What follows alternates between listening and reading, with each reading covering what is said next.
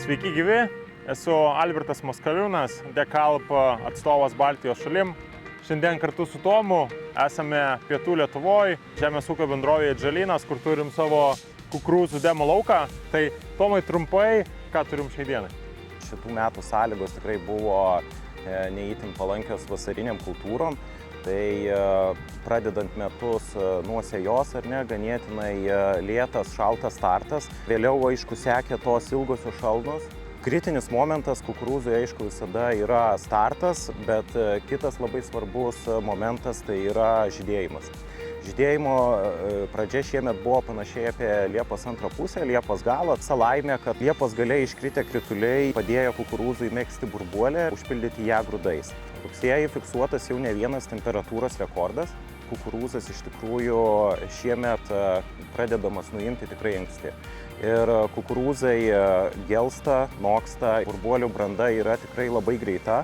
Kaip ir čia dabar lauke stovime, tuoj atvažiuos smulkintuvas ir bus pradedami silosavimo darbai. Tu tada papasakok, ką galim pasakyti apie Dekalbo kukurūzo veislės. Nuo kukurūzų selekcijos prasidėjo Dekalbo kaip selekcininko vardas. Nėra ankstyva, todėl Baltijos šalim jinai vis dar mažiau žinoma. Šiam lauke turim 5 skirtingas veislės. Vienos orientuotos daugiau į grūdinį segmentą, tai kūlimo grūdams, ir turim 3 iš šių veislių su dentinio tipo grūdais. Na ir 2 yra tokios silosinio tipo veislės, kurios turi tą titnaginį arba titnaginį dentinį tipą. Tačiau visas šios veislės šitam lauke bent jau bus nuimamos silosai. Turim dabar rugsėjo 22 dieną, tačiau jau net ir vėlyvos veislės yra tinkamos silosavimo darbams. Mes ir iš tikrųjų testuojam, kas gali auginti silosai. Kuom išsiskiria tos grūdinės ir silosinės veislės, nors jos yra ganėtinai plataus panaudojimo, tai dentinio tipo veislės dažniausiai turi vadinamo daugiau minkštojo krakmalo ir ypatingai vėlyvesniuose etapuose, kai ateina rugsėjo galas, jos išskiria vandenį gerokai greičiau, todėl kuomet auginama daugiau silosinės veislės grūda, mes turime vėlyvesnį kūlimo laiką, nes tas drėgmės išsiskyrimas arba dry down efektas vadinamas nėra toks intensyvus kaip dentinio tipo veislėse. Tuo tarpu tose silosinėse populiariausiose veislėse yra daugiau kietojo krakmalo ir tai žymi, kad tos veislės išlieka ilgiau žalios, ir natūraliai turim ilgesnį derliaus nuėmimo metą, kuomet per daug sausųjų medžiagų augale nebūna.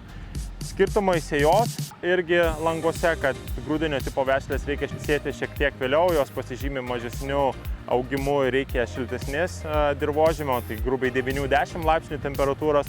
Tuo tarpu titnaginio tipo veislės mes jau galim sėti 8-7 laipsnių temperatūroje, turim geresnės pavasarinės šalnų tolerancijas, geresnį augimą.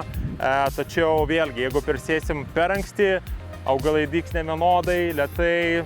Vėlgi Lietuvoje turim pavasarinės šalnas, ką šiemet turėjom, tai tas augimas bus stipriai pristabdytas, todėl rekomenduojam iš tikrųjų neperankstinti sėjos ir sėti šiek tiek, gal net ir į šiltesnį dirvožemį, kad turėtume kuo geresnį augimą ir tolygesnį sudygimą, o tai yra ypatingai svarbu kukurūzam turėti vienodą sudygimą, vienodą tankumą, kad burbuolės būtų mezgamos vienodu metu. Na ir šiam laukiam iš tikrųjų neturim labai aukštų kukurūzų, tačiau žvelgiant į burbuolės užpildymą turim iš tikrųjų ganėtinai masyvias burbuolės ir tai reiškia, kad krakmolo kiekis silose arba to siloso energinė vertė bus iš tikrųjų labai aukšta.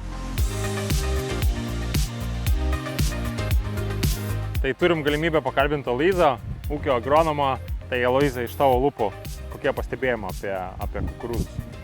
Tai bet kukurūzo turim pasėję 6 veislės, atvažiavom pjaut ir akivaizdžiai matosi, kad jisai yra žalesnis už mūsų kituose laukuose pasėtas veislės. Įsikvietėm Bayer komandą. Paimsim į labiausiai akis kritusias 2 veislių tyrimus ir norėsim, kad padarytų analizus, pasižiūrėsim, kokie kokybiniai rodikliai. Tai 2684 ir 3527, naujiena visiškai. Jo. Taip.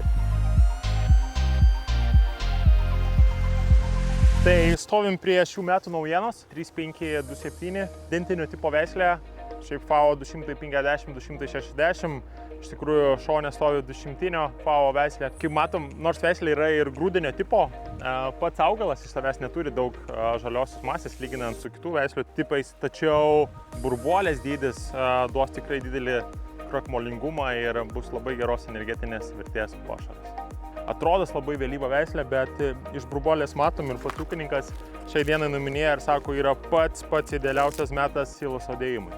Žalumas, bet labai didelė burbuolė ir ganėtinai labai optimaliai subrendę grūdai.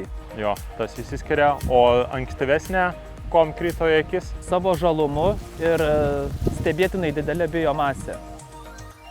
2684, FAO 200, tai viena ankstyviausių mūsų veislių segmente, daugiau grūdinio silosinio tipo, turi ganėtinai didelę biomasę, bet lyginant su mūsų naujiena 3527 burbuolė turi šiek tiek mažesnį dydį ir santykinai mažesnį dydį lyginant su žaliąja mase, todėl pats maistingumas bus šiek tiek prastesnis, tačiau turėsim daugiau žaliosios masės. Turėsim rezultatus, aišku, pasidalinsim. Lauksim kokybinių rezultatų. Jo, ačiū Luizai. Tai kalbos tom ir išsiskiria, kad iš tikrųjų turim skirtingo tipo veislės ir iš tikrųjų rekomenduojam ūkininkus nebijoti to vėlyvo FAO, nes kaip ir matom realybėj, tas FAO iš tikrųjų nedaug ką pasako, nes vėlgi tai yra labai subtilus dalykas, kaip selekcininkas interpretuoja. Mes neslėpiam, sakom, kad pas mus yra vėlyvos veislės, bet matom, kad nuo ankstyvų nelabai kom ir skiriamės. Testuojame kukurūzus tokiuose laukuose pas ūkininkus jau 3 metai.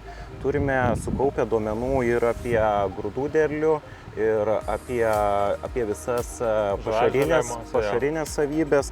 Tai noriu pakviesti tuos, kurie domisi kukurūzais, kreiptis į mus ir galėsime susitarti dėl kitų metų pavasarį jūsų laukuose tokio pačio demonstracinio lauko.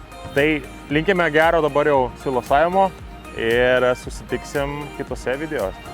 Iki.